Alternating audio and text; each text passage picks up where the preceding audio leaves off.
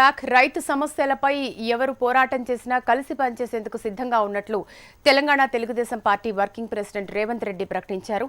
ప్రభుత్వం రైతు సమస్యలపై నిర్లక్ష్యంగా వ్యవహరిస్తుందని ఆయన మండిపడ్డారు. తెలంగాణ సమాజం మొత్తం రోజంతా రైతు దీక్షలు చేసే పరిస్థితి ఎందుకొచ్చిందో సర్కార్ ఆలోచించాలని సూచించారు.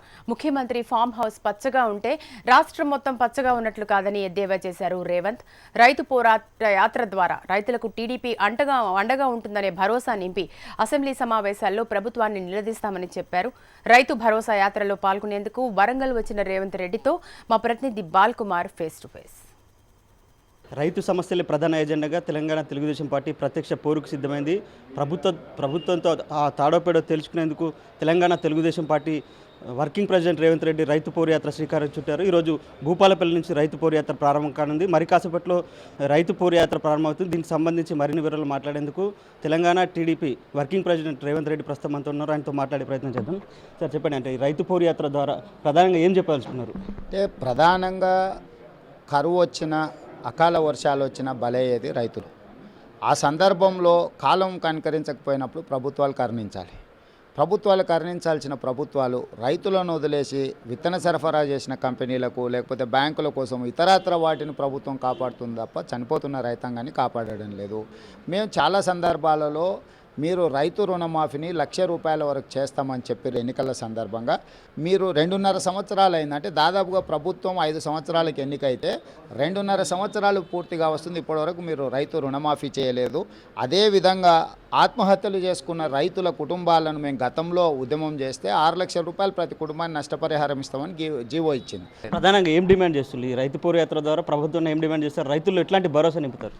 ఇప్పుడు మొట్టమొదట ప్రభుత్వం మమ్మల్ని పట్టించుకోవడం లేదు. ప్రభుత్వం అసలు మా పట్ల కనీస మానవత్వం కూడా చూపించట్లేదు అనుకుంటున్న రైతులకు మీరు ఆత్మహత్యలు చేసుకోవద్దు.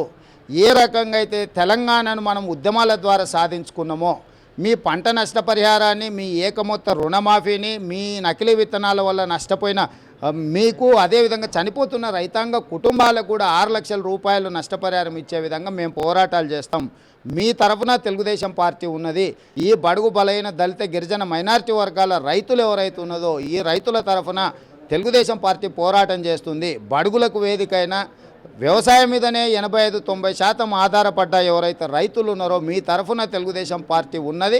వాళ్ళకు ఒక భరోసా కల్పించడం, విశ్వాసం కల్పించడమే కాకుండా ఈ ప్రభుత్వం మీద ఒత్తిడి తీసుకొచ్చి నష్టపోయిన రైతాంగాన్ని ఆదుకునే విధంగా, చనిపోతున్న రైతాంగ కుటుంబాలను ఆదుకునే విధంగా ఈరోజు తెలుగుదేశం పార్టీ ఒక కార్యాచరణతో ముందుకొచ్చి ఈ ప్రభుత్వం మీద ఒత్తిడి తెస్తుంది. రైతు సమస్యలు గుర్తించిన రైతు సమస్యలు పెద్ద ఎత్తున ప్రతిపక్షాలన్నీ కూడా ఆందోళన చేస్తున్నాయి. ఏకతాటిపై వచ్చి ప్రభుత్వంపై ఎందుకు ఒత్తిడి చేయలేకపోతున్నాయి? కోదండరాం లాంటి మేధావులతో ఎందుకు కలిసి పోరాటం చేయలేకపోతే? తెలుగుదేశం పార్టీకి బేసజాలు లేవు. ఎవరితోనైనా రైతాంగ సమస్యల మీద పోరాటం చేస్తే, ప్రజా సమస్యల మీద ఉద్యమాలు చేస్తే కలిసి నడవడానికి మాకు అభ్యంతరం లేదు. నిన్నగాక మొన్న మీరు చూసిండ్రు, సిపిఎం చేస్తున్న తమ్మినేని వీరభద్రం గారు చేస్తున్న పాదయాత్ర కూడా పూర్తి స్థాయిలో పార్టీ సమావేశాలలో ఒక తీర్మానం చేసి మద్దతు ఇచ్చి అక్కడికి వెళ్ళి పాదయాత్రలో పాల్గొనడం జరిగింది.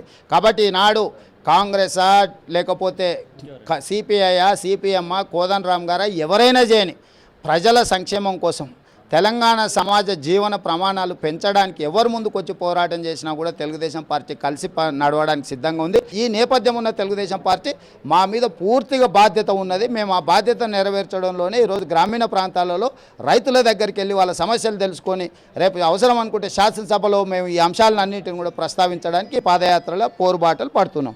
Thank you very much. ఇది వర్కింగ్ ప్రెసిడెంట్ రేవంత్ రెడ్డి చెప్తున్నారు. ప్రభుత్వం రైతు సమస్యలు పరిష్కరించే దిశలో తమ పోరాటం ఉంటుంది. రేపు జరిగే అసెంబ్లీ సమావేశాలను ప్రభుత్వంపై ఒత్తిడి తెస్తామని చెప్తున్నారు. కెమెరామెన్ రామరాజుతో బాల్ కుమార్, HM TV, వరంగల్.